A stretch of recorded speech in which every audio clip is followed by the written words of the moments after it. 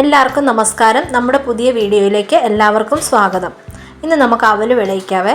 അതിനായിട്ട് ഞാൻ കുറച്ച് അവൽ, ശർക്കര, തേങ്ങ ചിരകിയത്, പിന്നെ ഇത് ഏലക്ക, ജീരകം, ചുക്ക്, ഇത് മൂന്നും കൂടെ ചതച്ച് വെച്ചിരിക്കുന്നതാണ്. തേങ്ങ ഒരു അരമുറി തേങ്ങ എടുത്തിട്ടുണ്ട്. അവലിൻ്റെ ശർക്കരയുടെ ഒന്നും അളവ് പറയാൻ എനിക്കറിയത്തില്ല കേട്ടോ. അപ്പം ഞാൻ ഉണ്ടാക്കുന്ന രീതിയാണ് ഇത്. ഈ രീതിയിൽ ഉണ്ടാക്കി കഴിഞ്ഞാൽ നമ്മൾ അതിനാവശ്യത്തിനുള്ള ഈ നനവിനാവശ്യത്തിനുള്ള അവലാണ് ഇട്ട് കൊടുക്കാറുള്ളത്.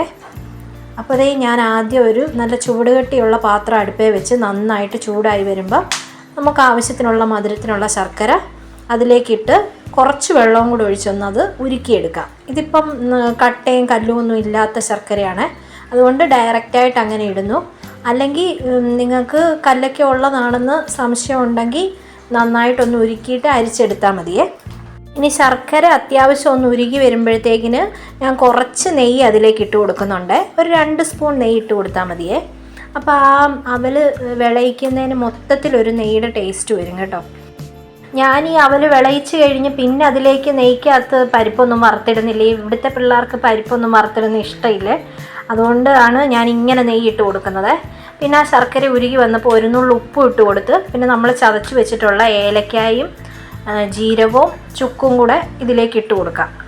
അപ്പോൾ മൊത്തത്തിൽ ആ അവൽ വിളയിച്ചെടുക്കുമ്പം ഈ ഒരു ടേസ്റ്റ് നന്നായിട്ട് കിട്ടുവേ.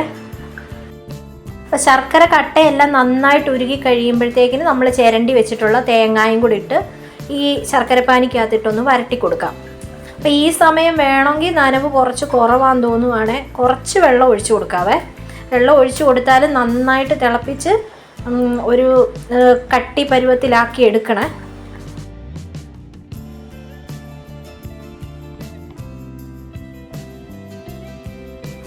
ഇപ്പോഴേ ആ തേങ്ങായും ശർക്കരയും എല്ലാം കൂടെ നന്നായിട്ട് യോജിച്ച് വന്നിട്ടുണ്ട്. ഇനി നമുക്ക് കുറേശ്ശെ അവലിട്ട് കൊടുക്കാവേ. എന്നിട്ട് നന്നായിട്ട് ഇളക്കി യോജിപ്പിക്കാം.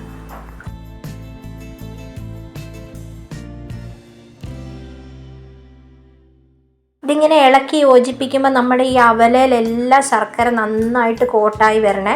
ഇപ്പോൾ ഇതിൻ്റെ ഇടയ്ക്കുണ്ട് വെളുത്ത് കിടക്കുന്നത്, അത് മുഴുവൻ നന്നായിട്ട് ഇളക്കി ഈ ശർക്കരയുടെ കോട്ടിങ് എല്ലാ അവലിലും പറ്റുന്ന രീതിയിലാക്കി കൊടുക്കാം. അപ്പോൾ ഇതിനൊരു ചെറിയ നനവ് പോലെ തോന്നിയുകൊണ്ട് ഞാൻ കുറച്ചുകൂടെ അവലിട്ട് കൊടുക്കുന്നുണ്ട്. എന്നിട്ട് നന്നായിട്ട് ഇളക്കി കൊടുക്കാം.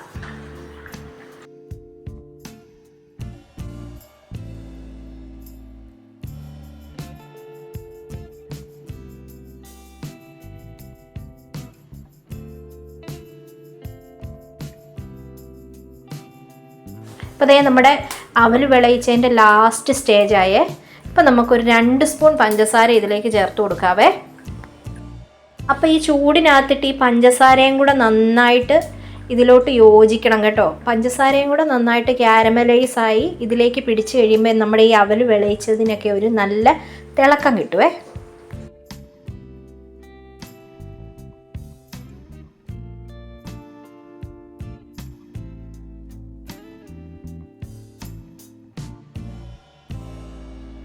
അങ്ങനെ നമ്മുടെ അവൽ വിളയിച്ചത് ഇവിടെ റെഡി ആയിട്ടുണ്ട്. അപ്പോൾ അവൽ വിളയിച്ചതും പഴവുമാണ് ഇന്നത്തെ 4 മണി പലഹാരമേ. പിള്ളേർ സ്കൂൾ വിട്ട് വരാറായി.